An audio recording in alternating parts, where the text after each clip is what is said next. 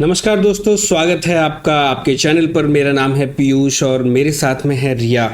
आज का जो वीडियो हम आपके लिए लेके आए हैं, आई बिलीव कि आप भी बहुत ज़्यादा जानना चाहेंगे उस टॉपिक के बारे में। उस वीडियो को ज़रूर देखेंगे पूरा स्टार्टिंग टू एंड, और देखना ही चाहिए क्योंकि ये वीडियो रिलेटेड है हमारे one of the most loved person Ratan Tata से। तो इस वीडियो का जो टाइटल है वो है कि 4 बार प्यार हुआ पर शादी क्यों नहीं की, biography of Ratan Tata by Sonu Sharma.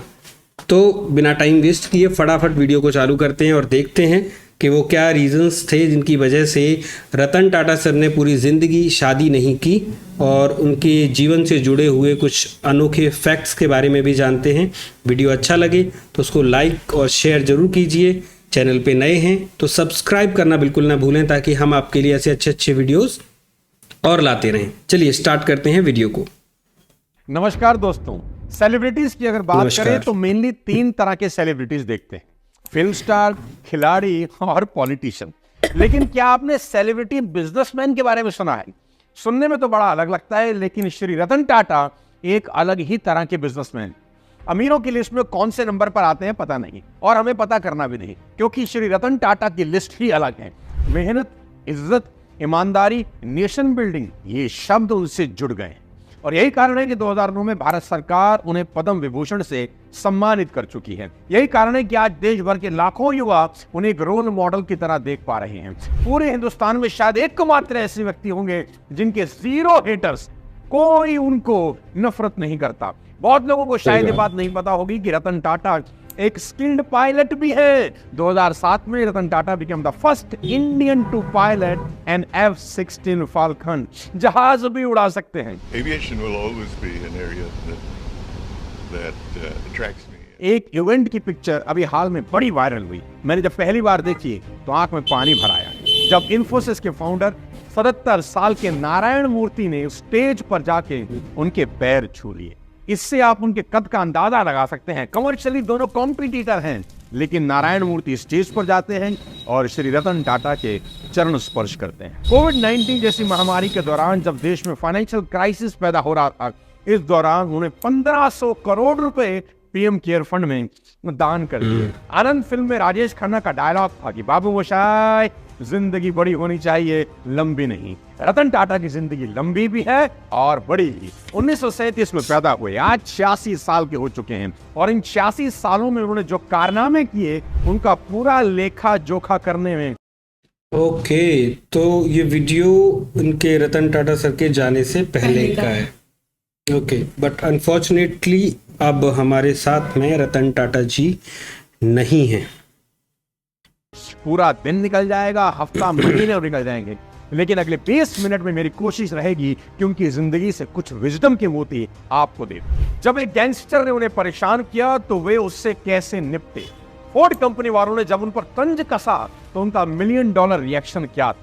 Prince Charles जब उन्हें फिलैंथ्रोपी के लिए लाइफ टाइम अचीवमेंट अवार्ड देने वाले थे तो वे वहां क्यों नहीं गए?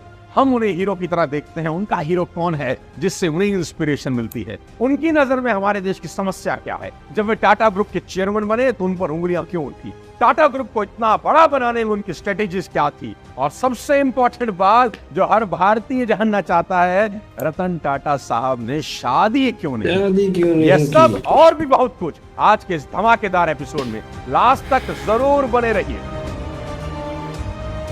शादी कर लीजिए Ratan Tata. And yet we have not been recognized all over the world as an enterprising. साथियों, बिजनेस के हिसाब से 90% स्टार्टअप पहले 5 साल में फेल हो जाते हैं, टैं बोल जाते हैं। 5% स्टार्टअप अगले 10 साल तक चलते हैं, लेकिन सिर्फ 0.01% कंपनीज होती हैं जो 100 साल से ऊपर की यात्रा तय करती है। अपने टाटा ग्रुप को 150 साल से ज्यादा हो गया। टाटा ग्रुप में आज 100 से ज्यादा कंपनियां आती हैं जो 100 से ज्यादा देशों में चल रही हैं।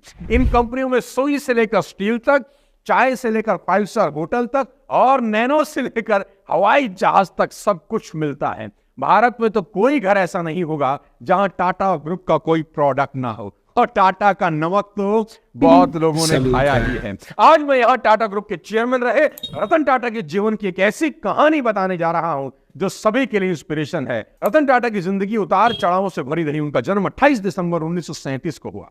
टाटा समूह के संस्थापक जमशेदजी टाटा के दत्तक पोते नवल टाटा के बेटे हैं। रतन टाटा जब महज 10 साल के थे तब उनकी माँ बाप का तलाक हो गया। पिता नवल टाटा, माँ सोनी टाटा अलग अलग हो गए। यानी जिंदगी के शुरुआती दौर में ही ईश्वर ने परीक्षा लेनी शुरू कर दी। उन्हें और उनके भाई जिमी को उनकी दादी नवाजबाई टाटा ने संभाला।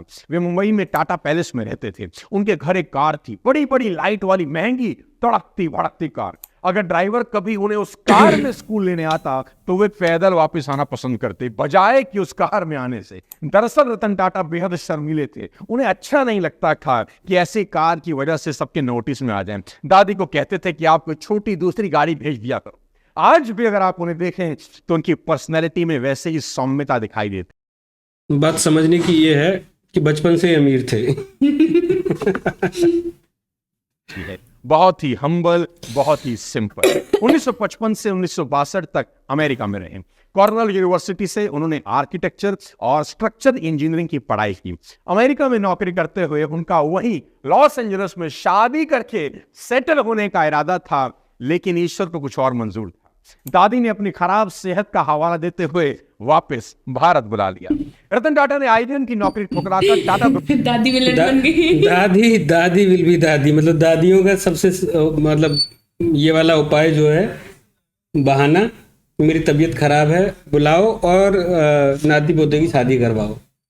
के साथ अपने करियर की शुरुआत एक कर्मचारी, एक साधारण कर्मचारी के तौर पर करी। उन्होंने टाटा ग्रुप ज्वाइन किया, वो भी एक अप्रेंटिस की तरह।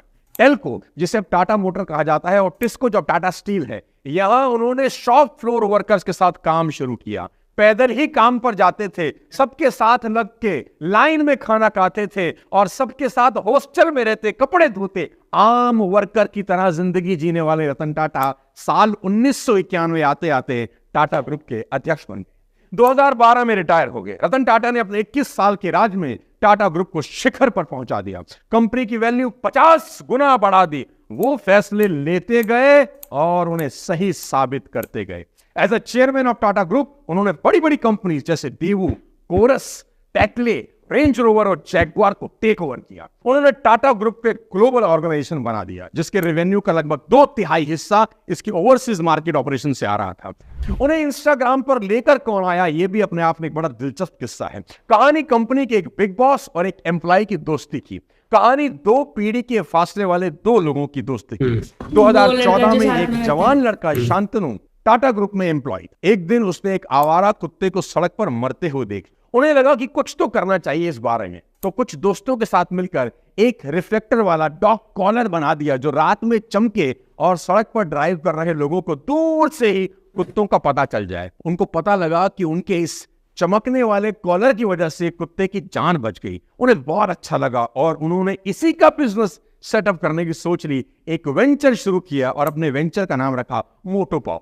लेकिन दिक्कत ये थी, ज्यादा कॉलर बनाने के लिए पैसा तो था नहीं, फंडिंग नहीं थी। अब वो अपने पिताजी के पास गया। पिताजी से पूछा क्या करूं। उनके पिताजी ने उन्हें सलाह दी कि रतन टाटा को भी कुत्तों से बहुत लगाव है, बड़ा प्यार करते हैं, इसलिए आप एक काम करो, रतन टाटा को एक चिट्ठी लिख दो, लेटर लिख दो। शांतनु ने रतन टाटा साहब को लेटर लिख दिया और मजे की बात, 2 महीने के बाद रतन टाटा साहब का जवाब आ गया। उन्होंने कहा कि उन्हें शांतनु का काम बहुत पसंद आया, अब वे शांतनु से मिलना चाहें। कुछ दिनों के बाद मुंबई में मुलाकात। रतन टाटा ने शांतनु को उनके कुत्तों से मिलवाया और उनके वेंचर की फंडिंग भी कर दी। इस तरह दोनों के बीच दोस्ती हो गई। इसके कुछ समय के बाद शांतनु मास्टर्स के लिए अमेरिका चले, उसी कॉर्नेल यूनिवर्सिटी में जहां से रतन टाटा ने पढ़ाई की थी। जब शांतनु का कोर्स खत्म हुआ तो मजा देखिए, रतन टाटा उनकी कॉन्वोकेशन सेरेमनी अटेंड करने के लिए गए उनके पास। फिर इनको ऑफर दिया कि आप मेरे बिजनेस असिस्टेंट बन जाओ। शांतनु ने खुशी से इस ऑफर को एक्सेप्ट कर लिया। वे कहते हैं हर किसी को अच्छा दोस्त चाहिए, अच्छा मेंटर चाहिए, अच्छा बॉस। उन्होंने सोचा भी नहीं था कि उन्हें एक ही इंसान में ये तीनों लोग रतन टाटा के रूप में मिले। इस वीडियो में रतन टाटा शांतनु के साथ अपना 84वां जन्मदिन मनाते हुए दिख रहे हैं। शांतनु ने ही रतन टाटा को इंस्टाग्राम पर आने जैसी पर्सनल एडवाइस भी दी, जिनको मानकर रतन टाटा साहब इंस्टाग्राम पर आए। चलिए सुनते हैं I came upon a light house, एक शानदार audio book by Shantanu Naidu, जो आपको मिलेगी कुकू एफएम पर। यही नहीं, आप कुकू एफएम पर audio show JRD. Tata and iron will भी सुन सकते हैं, जिसमें आप जान सकते हैं the struggle behind the rise of Tata company. मैं भी पिछले काफी टाइम से कुकू एफएम यूज कर रहा हूं और मल्टीटास्किंग करते हुए इनकी ऑडियो बुक सुनना बेहद पसंद करता हूं। मेरी personal favourite self help audio book आप जानते ही हैं, चाणक्य नीति है। Exciting news is that Kuku FM launch Kuku FM recap, जिसमें आपकी 2023 की जर्नी कैसी रही कुकू एफएम के साथ, इसको आप एक रिकैप में देख सकते हो, जिधर आप 2023 में आपके द्वारा सुनी हुई अपनी बेस्ट ऑडियो बुक्स की list, how many minutes you save without your screen time and अपनी rank among 2.5 million users explore भी कर सकते हैं। So use my coupon code SONU50 for 50% off on Kuku FM first month subscription. Get a ₹99 subscription just for ₹49 only. दोस्तों, ये कहानी एक ऐसी हस्ती की है जिसने अपने अपमान का बदला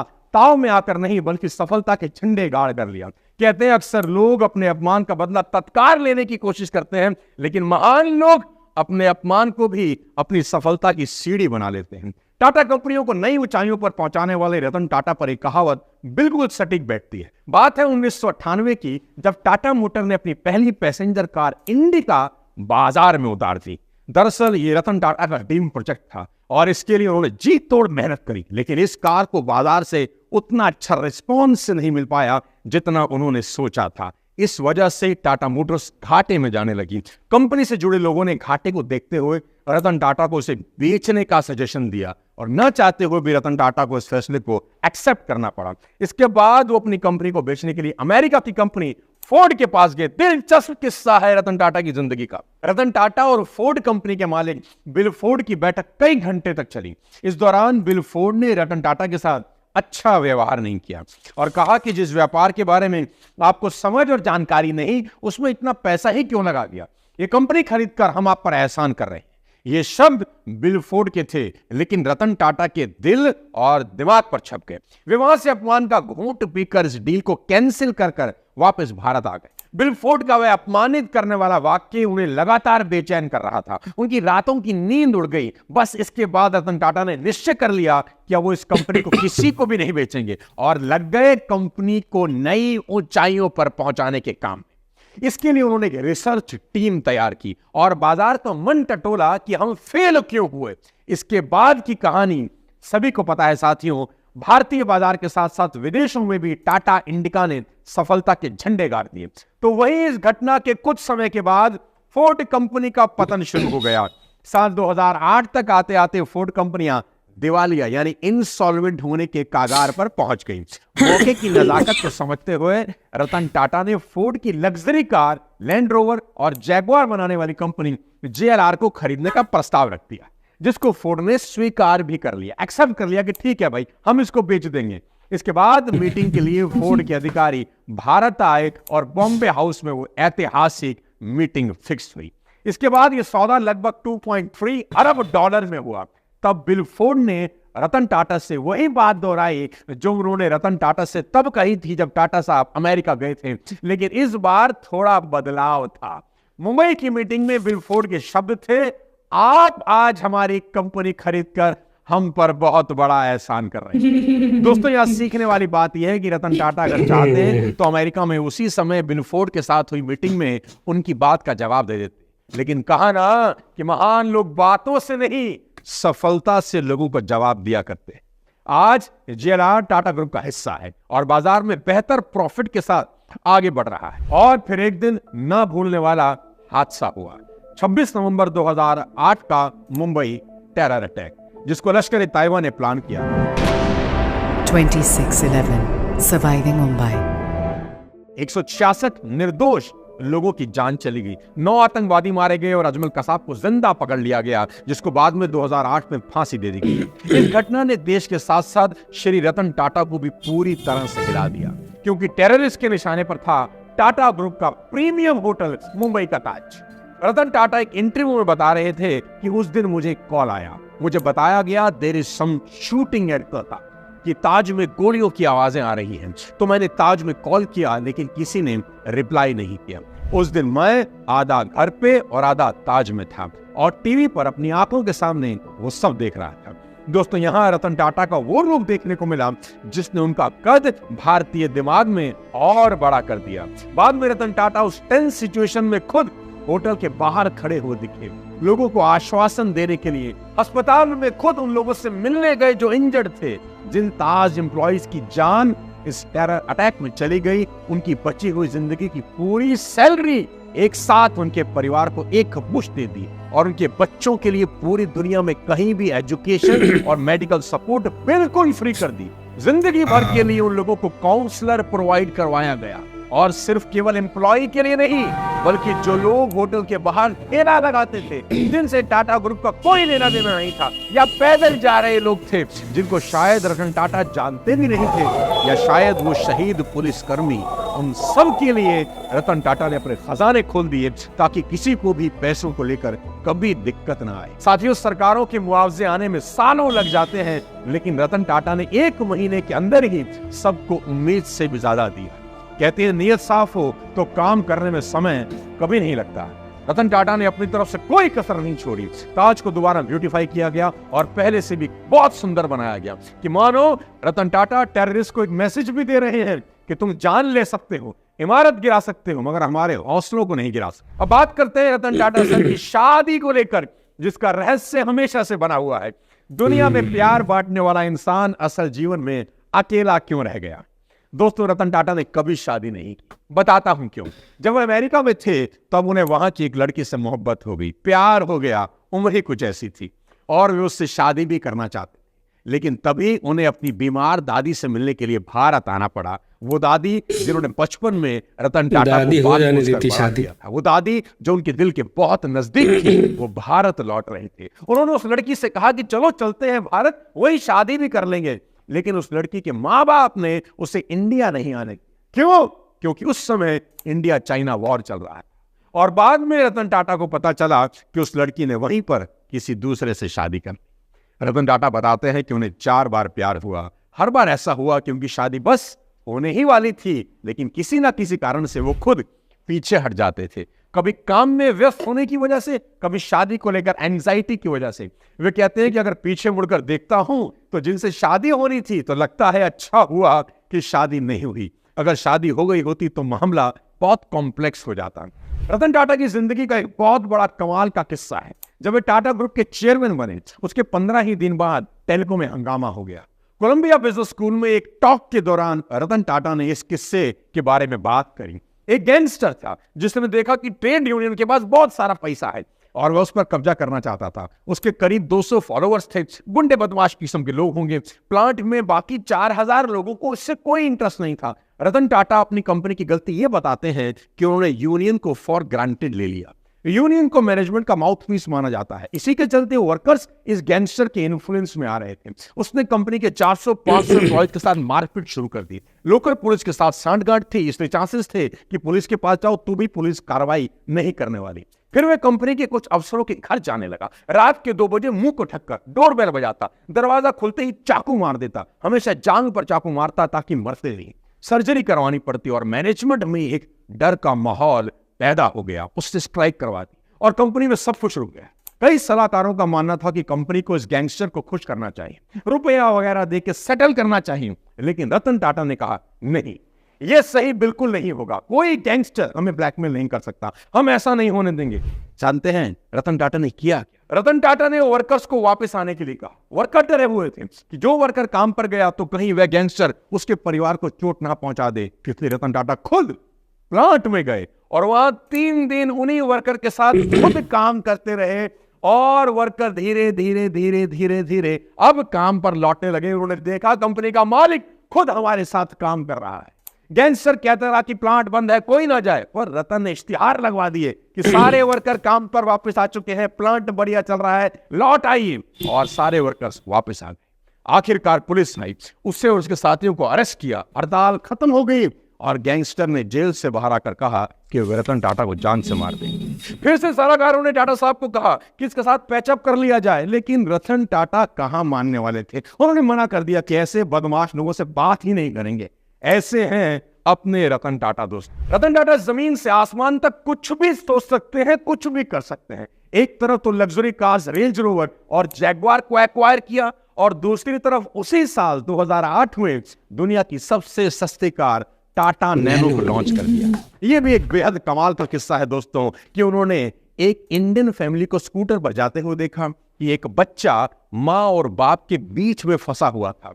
स्लिपरी रोड थी। यह देखकर उन्हें अच्छा नहीं लगा। उन्हें लगा इनके लिए कुछ तो करना चाहिए। पहले तो वो ये सोच रहे थे कि उन टू व्हीलर को ज्यादा सेफ कैसे बना सकता हूं मैं।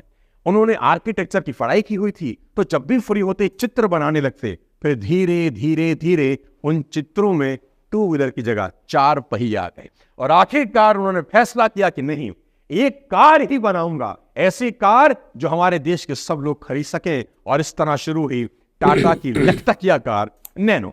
हालांकि सस्ती कार के रूप में इसकी ब्रांडिंग करना एक स्ट्रेटेजिक भूल थी और ये कार 2018 में बंद हो गई। रतन टाटा एक बिजनेस जीनियस तो है ही दोस्तों, साथ ही उनकी सिंप्लिसिटी, सेंसिटिविटी और ह्यूमिलिटी के बहुत से किस्से हैं। रिसेंटली जनवरी 4, 2021 को Ratan Tata travel to Pune to meet an ailing former employ.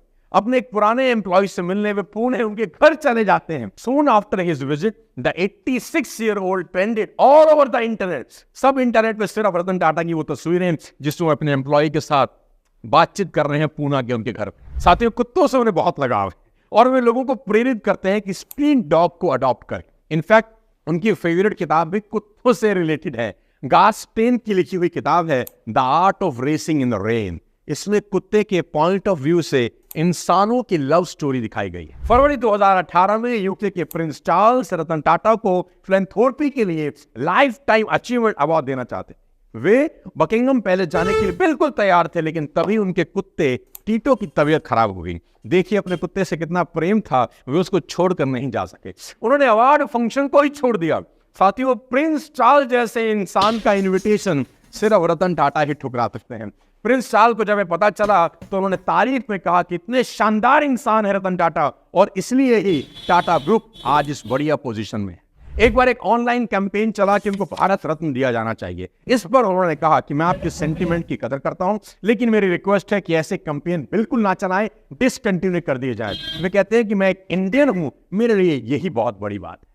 Ratan Tata कभी इकोनॉमी क्लास में सफर करते हुए दिख जाते हैं, कभी कभार अपनी कार के ड्राइवर के साथ बैठे हुए आगे वाली सीट पर दिख जाते हैं, कहीं फोटो खिंचवाते हैं बाकी लोगों के साथ और आगे की लाइन में घुटनों के बल बैठ जाते हैं। कमाल का काम करते हैं टाटा साहब। एक बेहद मजेदार किस्सा इंस्टाग्राम का भी है। एक बार उन्होंने अपने इंस्टाग्राम पेज पर बताया कि 10 लाख लोग उनके इस पेज से जुड़ चुके हैं। एक लड़की ने कमेंट किया, कमेंट क्या किया, कांग्रेचुलेशन छोटू और एक हार्ट इमोजी बना थी। रतन टाटा को लिख रही है लड़की कांग्रेचुलेशन छोटू। बहुत से यूजर ने लड़की की आलोचना कर दी कि तुम्हारी हिम्मत कैसे हो गई हमारे टाटा साहब के बारे में ऐसा लिखने की। लोग ट्रोल करने लग गए। तो होना ही था। रतन टाटा ने उस कमेंट के नीचे जवाब दिया, हम सभी के अंदर एक बच्चा है, कृपया करके इस यंग लेडी को रिस्पेक्ट के साथ ट्रीट करें। ये है हमारे टाटा साहब। ट्रोलिंग के चलते लड़की ने अपना कमेंट डिलीट कर दिया तो रतन टाटा ने अपनी इंस्टा स्टोरी पर लिख दिया कि बहुत ही मासूम जवान लड़की ने कल अपने हार्टफेल्ट सेंटीमेंट शेयर किए और अपने कमेंट पे मुझे बच्चा कहा। इसके लिए उसे बुली किया गया, डिसरिस्पेक्ट किया गया और आखिरकार उसने अपने सेंटीमेंट्स को डिलीट कर दिया। मैं उस लड़की के हार्टफेल्ट नोट को अप्रिशिएट और रिस्पेक्ट करता हूं और उम्मीद करता हूं कि वह दोबारा पोस्ट करने से ना रुके, दोबारा ऐसा पोस्ट करे। क्या कमाल के इंसान है रतन टाटा। साथियों, अगर आपको आज का ये वीडियो अच्छा लगा हो, अगर आप रतन टाटा के फैन हो और मानते हो कि वाकई में रतन टाटा हमारे देश के सही हीरो हैं, तो इस वीडियो को ज्यादा से ज्यादा शेयर करें हर भारतीय के पास और आज के इस वीडियो से कुछ सीखें, अपनी जिंदगी में इंप्लीमेंट करें। ऐसे ही किसी और वीडियो के साथ फिर आपसे मुलाकात करूंगा। जिस व्यक्ति के बारे में, जिस कंपनी, जिस ऑर्गेनाइजेशन के बारे में आप चाहते हैं कि मैं वीडियो बनाऊं, कमेंट बॉक्स में लिखें। अगले जल्दी से किसी और वीडियो के साथ फिर आपसे मुलाकात करूंगा। तब तक अपने स्वास्थ्य का ध्यान रखिए। Thank you so much. जय हिंद। तो जाते जाते ओके, सो पहली बात तो देखो, Ratan Tata is a personality कि सच में कोई हेट करता ही नहीं। हेट क्या करता है, मतलब हर बंदा नतमस्तक हो जाए वैसी वाली पर्सनैलिटी है कहीं ना कहीं। तो रतन टाटा को जितने भी लोग जानते हैं, मैं तो कह रहा हूँ कौन ऐसा जो नहीं जानता होगा। हाँ, रतन टाटा मतलब बहुत बहुत बहुत ज़्यादा ही फेमस पर्सनैलिटी है और स्पेशली इन बिजनेस के एक बिजनेसमैन भी एक कितना बड़ा सेलिब्रिटी हो सकता है। हाँ। ज़्यादातर लोग जो सेलिब्रिटी समझते हैं कि भाई जो एक्टर हैं और ये हैं, ये सारे लोग जो टीवी वाले हो गए या बड़ी स्क्रीन वाले हो गए, पर बिजनेसमैन होने के बाद आप इतने बड़े सेलिब्रिटी हो सकते हो, ये बड़ी बात है। और एक ये जो जिस लड़के के बारे में बताया गया था, शांतनु, तो शांतनु के साथ कई सारे पिक्चर्स और कुछ आई थिंक वीडियोस भी मैंने देखे। मतलब मुझे लगता है कि यहाँ एज डिफरेंस तो काफ़ी था, बट बड़ी अच्छी वाली केमिस्ट्री थी इनकी, मतलब बड़ी सही दोस्ती थी। अब वो आपस में बेहतर समझते होंगे इन चीज़ों को। और जब इनकी रतन टाटा जी की जब डेथ हुई है, तो मुझे लगता है कि अगर वैसे तो दुख तो सबको ही हुआ है, लेकिन मुझे लगता है कि शांतनु को जितना दुख हुआ होगा वो शायद किसी को हुआ होगा। तो वो सबसे क्लोजेस्ट था। स्पेशली डॉग के बारे में ये बताया गया था कि जब डेथ हुई तो उसने 2 से 3 दिन, कुछ दिन तक कुछ खाया नहीं, और वहीं पे ही जिस जगह पे बॉडी रखी गई थी उस जगह पे वो बैठे रहा था वहाँ पे। तो डॉग्स होते हैं, डॉग्स जो है ह्यूमन से बहुत ज़्यादा क्लोज होते हैं। और ये वाला जो कि खाना नहीं खा रहे हैं या बैठे रहे काफ़ी उस जगह पे, ये मुझे लगता है ये तो बहुत सारे लोगों के साथ हुआ है। तो वैसा है। प्लस बिजनेस की बात करें तो मुझे लगता है कि ऐसी कौन सी कंट्री है जहाँ पे कि टाटा का कोई ना कोई ब्रांड या कोई कंपनी नहीं है। ऑलमोस्ट जितनी कंट्रीज मैंने देखी हैं, सुनी है, मुझे तो लगता है हर जगह टाटा का कुछ ना कुछ है। और टाटा की खुद की वर्थ जो है पाकिस्तान की जीडीपी से ज़्यादा है। मतलब अगर टाटा अगर चाहे तो वो पाकिस्तान को खरीद सकते हैं खड़े खड़े। तो जो एक देश की इतनी औकात नहीं है जितनी टाटा की है, वो अपने आप में बहुत बड़ी बात है। और टाटा की गाड़ियों की बात करते हैं कि भाई ये वही बिजनेस माइंड और हटपने वाली बात होती है। कुछ लोग जो हटी होते हैं वही कर पाते हैं ऐसी सारी चीज़ों को, और जिनके अंदर कुछ काबिलियत है करने वाली। वरना ज़्यादातर लोग क्या है, थोड़ी सी डिसअपॉइंट होकर छोड़ देते हैं, अरे चल छोड़ो यार, हो ही नहीं रहा क्या करें। तो टाटा की जो पहले की जब इंडिका के टाइम तक भी मैं बताऊँ ना कि कार आती थी, तो कुछ लोगों का कुछ बहुत ज़्यादा अच्छा रिस्पॉन्स नहीं था। हालांकि इंडिका जैसा बताया इसमें बाद में चल गई थी, अच्छे वो रहे, उसके रिव्यू रहे, सब कुछ बढ़िया रहा। बट फिर भी टाटा को टाटा ट्रक बना सकता है, गाड़ियाँ इनके बस की बात नहीं है। और आज की डेट में मैं कह रहा हूँ टाटा की गाड़ियों के डिज़ाइंस, फीचर्स, सेफ्टी वाइज कौन सी गाड़ी आगे। मैंने खुद जब ये हमारी जब पहली गाड़ी खरीदी तो बहुत सारे मैंने जिससे भी मैंने राय मांगी कि कौन सी गाड़ी लेनी चाहिए, सब ने जो है मारुति सुजुकी बोला। और मैं कहीं ना कहीं मैं चाह रहा था कि टाटा की गाड़ी होनी चाहिए। तो जब मैंने पहली गाड़ी खरीदी है उस टाइम मुझे ड्राइविंग आती नहीं थी, तो ऑफिस में ही वो गाड़ी लेके आ गया था शोरूम वाला टेस्ट ड्राइव के लिए। अब टेस्ट ड्राइव तो जब करोगे जब आए आपको आती ही नहीं है, टेस्ट ड्राइव क्या करें। तो मैंने कहा हो गया टेस्ट ड्राइव। और वो भी जो टेस्ट ड्राइव के लिए जो गाड़ी लेके आया था वो भी खचाड़ा सी गाड़ी उठा लाया था पुरानी। तो मुझे लगता है कि अगर जैसे कि अब क्योंकि अब तो आती है, तो अब अगर कोई टेस्ट ड्राइव के लिए वो सेम गाड़ी लेके आ जाए तो वो अब खुद ही मना कर देगा इंसान। तो इतनी पुरानी गाड़ी क्यों लाए, थोड़ी नई सी गाड़ी लाया ना, उसमें मज़ा आएगा चलाने के लिए। तो ऐसे ही बुक कर ली थी मैंने इवन गाड़ी को उस दिन तक नहीं देखा था जिस दिन डिलीवरी थी। मतलब पहली गाड़ी आपकी लाइफ की, और मैंने उसको तब तक नहीं देखा।